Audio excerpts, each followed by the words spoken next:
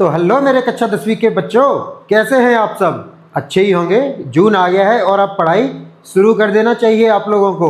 लेकिन कई सारे बच्चों ने मुझसे पूछा कि सर पढ़ना कैसे है, सिलेबस क्या है हमारा और हमें किस तरीके से कौन से हिसाब से क्या करना है। तो उसी सब सवालों का जवाब आज मैं आप लोगों के लिए लेकर आ गया हूँ, क्योंकि आज का ये जो वीडियो है आपको इसमें आपका कंप्लीट सिलेबस पूरी मार्किंग स्कीम के साथ मात्र 10 मिनट में समझा दिया जाएगा। फिर साल भर आपको ये जानने या ये परेशान होने की ज़रूरत नहीं पड़ेगी कि सर पढ़ना क्या है, किसी से कुछ नहीं पूछना। बस आप लोगों के दिमाग में रहेगा कि आपको ये पढ़ना है, यहाँ से पढ़ना है, बस शुरू हो जाइए। तो अब मैं आप लोगों को बताने वाला हूँ आपके 10th क्लास का MP बोर्ड NCERT का पूरा रोड मैप, पूरा सिलेबस, पूरी मार्किंग स्कीम। तो चलिए हम अपना वीडियो शुरू करते हैं। तो बच्चों, सबसे पहले मैं आप लोगों को ये बता देना चाहता हूँ कि आपका जो 10th क्लास का पेपर है वो टोटल 75 मार्क्स का आता है और आपको टाइम 3 आवर्स का मिलता है, यानी 3 घंटे में आपको 75 मार्क्स लाने हैं। या ये कह लो कि 3 घंटे में आपको 75 मार्क्स सॉल्व करने हैं, कंप्लीट करने हैं। और मैं अगर बात करूं आपके इंग्लिश के पूरे सिलेबस की, जिसको आपके 4 सेक्शन में डिवाइड किया गया है। कौन से 4 सेक्शन पता है? चलो कोई बात नहीं, मैं बताता हूं आपको। आपकी पूरी इंग्लिश को 4 सेक्शन में डिवाइड किया गया है और वो 4 सेक्शन कौन कौन से हैं? पहला है आपका रीडिंग स्किल, जो आपकी 10 नंबर की आती है। दूसरी है राइटिंग स्किल, जो आपकी 16 नंबर की आएगी। तीसरा सेक्शन है आपका ग्रामर का, जो आपको एग्जाम में 10 नंबर का पूछा जाता है। और आपका लास्ट सेक्शन है सेक्शन D, टेक्स्ट बुक्स। याद रखना, 2 टेक्स्ट बुक्स हैं आपकी, एक मैन बुक और दूसरी सप्लीमेंट्री रीडर। आगे बात करेंगे उन दोनों के बारे में। और ये आपके सबसे ज़्यादा 39 नंबर कवर करते हैं टेक्स्ट बुक, और अगर इन हम सबको टोटल करेंगे तो टोटल हमारा ये 75 मार्क्स हो जाते हैं बच्चों। तो याद रखना, आपकी इंग्लिश को 10th क्लास की 4 पोर्शन में डिवाइड किया गया है। पहला सेक्शन रीडिंग स्किल, दूसरा राइटिंग स्किल, तीसरा ग्रामर और चौथा textbooks. Reading skill 10 number, writing skill 16 number, grammar 10 number और textbook 39 number. Most important, सबसे ज़्यादा ध्यान देने वाला नंबर 39, क्योंकि सबसे ज़्यादा नंबर यही कवर कर रहा है। तो आगे चलते हैं अपने सिलेबस में और आपको बताते हैं कि आपको क्या क्या पढ़ना है। तो बच्चों, जो हमारा पहला है सेक्शन A रीडिंग स्किल, उसमें आपको पढ़ना है अनसीन पैसेज। क्या पढ़ना है बच्चों? Unseen passage. आपको एक पूरी कहानी लिख के दी जाएगी या कोई भी एक पैराग्राफ टाइप का लिख कर दिया जाएगा और उसमें से आपको क्वेश्चन दिए जाएंगे। उसी पैराग्राफ से आपको क्वेश्चन फाइंड करना है और फिर उनको सॉल्व करना है। 5-5 नंबर की 2 अनसीन पैसेज आपसे एग्जाम में पूछी जाती है। तो बच्चों हमेशा याद रखना, इसमें मोस्टली क्या होता है, MCQ, ऑब्जेक्टिव टाइप, ये क्वेश्चन ज़्यादा पूछे जाते हैं। मतलब आप समझ लो कि जो 5 नंबर का आपका अनसीन पैसेज का पहला क्वेश्चन आएगा, उसमें लगभग 3 या 4 MCQ टाइप के ही आएंगे, यानी कि जिसमें आपको ऑप्शंस दिए जाएंगे और आपको उस पर करेक्ट ऑप्शन टिक करना रहेगा। और 1 या 2 क्वेश्चन आपको ऐसे पूछे जाएंगे जिनमें आपको कहा जाएगा इसका वर्ब फॉर्म बना दो, इसका प्रोनाउन बनाओ, इसका एडजेक्टिव बना दो, या किसी वर्ड का आपको अपोजिट पूछ लिया जाए, एंटोनिम, सिनोनिम, ये सारे के सारे आपसे पूछ लिए जाते हैं। ये 1 या 2 क्वेश्चन आते हैं। तो टोटल 5 नंबर के जो क्वेश्चन आएंगे उसमें से 3 या 4 नंबर आपको MCQ यानी ऑप्शन वाले मल्टीपल चॉइस क्वेश्चन ही मिलेंगे, जिसमें आपको राइट टिक करना है। और सेम जो दूसरी अनसीन पैसेज आएगी आप लोगों की 5 नंबर की, उसमें से भी लगभग 2 या 3 क्वेश्चन आपको MCQ मिल जाते हैं। मतलब ये श्योर नहीं है कि MCQ ही आएगा, हो सकता है 4 क्वेश्चन ऐसे आ जाएं, 4 क्वेश्चन जिनमें आपको 1 वर्ड लिखना हो या 1 लाइन में उनका आंसर लिखना हो। तो ये एग्जाम के जो सेट करते हैं उनके ऊपर निर्भर करता है, लेकिन मान के चलिए मोस्टली यही होता है। 2 या 3 क्वेश्चन आपको MCQ टाइप के दिए जाएंगे और बाकी के 1 या 2 क्वेश्चन आपको, या 3 क्वेश्चन, हार्डली 3 तो बहुत कम होता है, लेकिन 1, 2 या 3 क्वेश्चन आपको ऐसे दिए जाएंगे जिनके आंसर आपको 1 वर्ड में देने होंगे या 1 लाइन में उसके आंसर देने होंगे, या फिर अपोजिट पूछ लिया जाएगा आपसे, एंटोनिम, सिनोनिम, ये सारे के सारे, एडजेक्टिव, वर्ब, ये सब बनाने के लिए बोल दिया जाएगा। तो ये हमारे 10 नंबर कवर करते हैं। ये कौन से हो गए हमारा portion? Section A reading skill. अब हम आगे चलते हैं बच्चों तो आगे जो हमारा पोर्शन आता है वो राइटिंग स्किल का आता है। और ध्यान रखना, टेक्स्ट बुक्स के बाद दूसरा सबसे ज़्यादा इम्पोर्टेंट पोर्शन है ये राइटिंग स्किल का, क्योंकि ये एक ऐसा स्किल है बच्चों जिसको ना तो आप रट सकते हो और ना ही टीप सकते हो। ध्यान रखना, ना रट सकते हो और ना टीप सकते हो, क्योंकि हर बच्चे की राइटिंग स्किल अलग अलग होती है। हर बच्चा जो अपना बनाता है, सीखता है, वही लिखता है। तो ये आपको सीखना है, बनाना है, वो सिखाया जाएगा आपको। लेकिन पहले हम बात कर लेते हैं नोट मेकिंग की। इसमें भी हमारे ये कुछ पोर्शंस आती है, जैसे नोट मेकिंग आ गया, लेटर राइटिंग हो गया, लॉन्ग कंपोजिशंस हो गए और पिक्चर गाइडेड कंपोजिशंस हो गए। अब मैं बताता हूँ आपको ये क्या होते हैं। नोट मेकिंग, सपोज कीजिए आपने एक मूवी देखी जिसका नाम है धुरंधर। आप 3 साढ़े 3 घंटे की मूवी देख कर आए और आपके एक दोस्त नहीं जा पाया, भाई कोई काम होगा उसको, उसने आपसे पूछा कि मूवी में क्या था मुझे बताओ। तो आपने उसको क्या पूरे 3.5 घंटे की मूवी बतानी है? बता सकते हो क्या? नहीं। आप क्या करोगे, मुश्किल से 10 मिनट में उसको पूरी मूवी एक्सप्लेन कर दोगे, यानी मूवी की जो मेन पॉइंट्स हैं, जो मेन हाइलाइट्स हैं, वो आप उसको बता दोगे। सेम यही है, यहाँ पे भी आपको एक पैसेज आएगी 4 लाइन या 5 लाइन की, उस पैसेज से आपको नोट्स बनाने हैं, आपको हिंट्स बनानी है, आपको जो लाइन बाय लाइन कुछ ऐसे इंपॉर्टेंट पॉइंट लिखने हैं जिससे आप दोबारा से वो पूरी पैसेज को बना सको। उसे हम बोलते हैं नोट मेकिंग। यानी एक पैसेज आएगी, उसी में से आपको हिंट या नोट्स छांटने हैं और लिखने हैं, यानी उस पैसेज से जो भी इंपॉर्टेंट है, जो भी मोस्ट इंपॉर्टेंट चीज़ है, वो आपको छांटनी है और लिखनी है। तो हमारा नोट मेकिंग 4 नंबर 1 कंप्लीट हो जाएगा। अगली बात करते हैं हम लेटर राइटिंग की। लेटर तो आप जानते ही होंगे 2 तरह के होते हैं, नहीं जानते तो कोई बात नहीं, आगे चैप्टर में हम लेटर्स भी पढ़ेंगे, तब बताऊंगा मैं आपको, फॉर्मल और इनफॉर्मल। लेकिन अगर आपकी भाषा में बात करूं तो लेटर और एप्लीकेशन, वही होते हैं फॉर्मल और इनफॉर्मल, जो आप लोग लेटर और एप्लीकेशन के नाम से जानते हो। तो लेटर और एप्लीकेशन 4 नंबर का एक क्वेश्चन आएगा ही आएगा। इसके बाद करते हैं अपन लॉन्ग कंपोजिशन। लॉन्ग कंपोजिशन एक 5 नंबर का आता है और इसमें मोस्ट इंपॉर्टेंटली क्या रहता है, हमारा एसे। ऐसे तो आप लोगों को पता ही होगा, निबंध। एक निबंध आपको लिखना ही लिखना रहेगा, और आज तक एग्जाम में ऐसा कभी हुआ ही नहीं है कि पेपर में ऐसे आए ना। तो ऐसे तो एक आएगा ही आएगा, जो कितने नंबर का रहता है, 5 नंबर का। और उसी के और में या अथवा में आपको कोई आर्टिकल, पैराग्राफ, ये सब लिखना होगा। आर्टिकल्स, पैराग्राफ मतलब क्या होता है कि आपको कुछ एक टॉपिक दे दिया, जैसे सेव वाटर, पानी बचाओ, तो उस पानी के ऊपर आपको हो सकता है वो हिंट भी दे। अगर हिंट नहीं भी दे रहे हैं तो भी आपको पूरा सेव वाटर, यानी पानी के बचाने के लिए आप क्या क्या कर सकते हो, वो सब आपको लिखना है। आप कहीं बाजार में जा रहे हैं, कहीं आग लग गई है, वो सीन आपको क्रिएट करना है कि आपने क्या देखा, कैसे देखा, कब फायर ब्रिगेड आई, कोई एक्सीडेंट दे दिया आपको कि एक्सीडेंट हुआ है, इतने लोग घायल हो गए, उस पर पूरा एक पैराग्राफ लिखो, तो वो लिखना रहेगा आपको। आपको आपके स्कूल के बारे में बोल दिया जाए कि स्कूल के बारे में पैराग्राफ लिखो, तो वो लिखना रहेगा। तो कुल मिला के ये जो लॉन्ग कंपोजिशन है, ये हमारे पूरे दिमाग का खेल रहेगा। यानी हम जितना अच्छा थिंक कर सकेंगे, जितना अच्छा पैराग्राफ बना सकेंगे, जितना अच्छा लिख सकेंगे, उतने अच्छे हमको 5 नंबर मिल ही जाएंगे।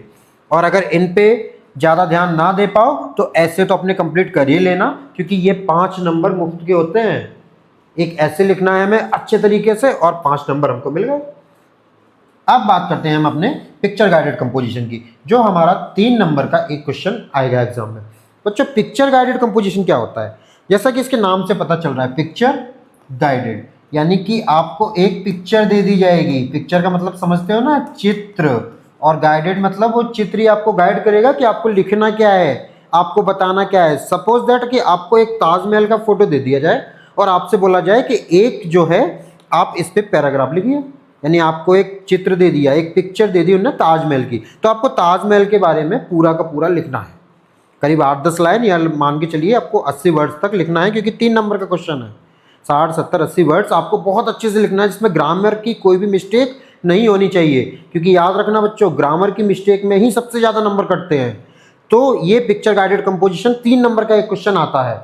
आपको दे दिया जाए एक पिक्चर जिसमें आपको सूरज दे दिया, चंद्रमा दे दिए, हरियाली दे दिया, एनवायरनमेंट दे दिया, पूरा सब कुछ, तो आपको उस पर एक पूरा पैराग्राफ क्रिएट करना होगा एक पिक्चर पे। मान के चलो एक हाथी दिखा दिया आपको, एक दर्जी दिखा दिया, टेलर, हाथी पानी फेंक रहा है, इस तरह के आपको पिक्चर दे दिया जाए, तो आपको उस पर एक स्टोरी बनानी है।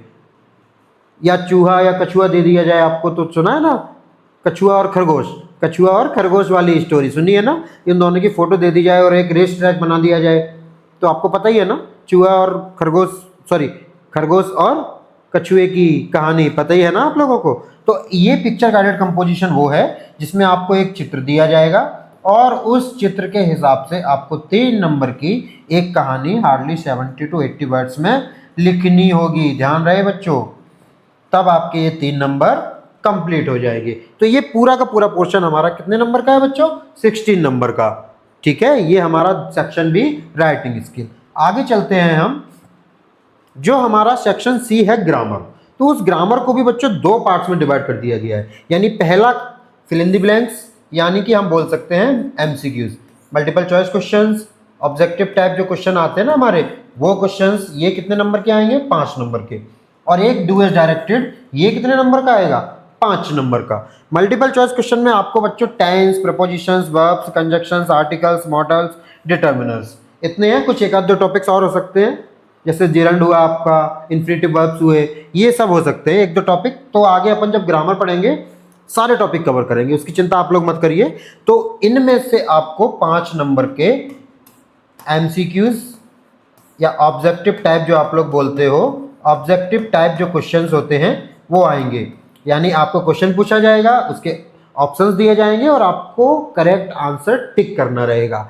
और हम बात करते हैं डू एज डायरेक्टेड। जैसा कि पता है वैसा करो जैसा कहा जाता है, डू एज डायरेक्टेड।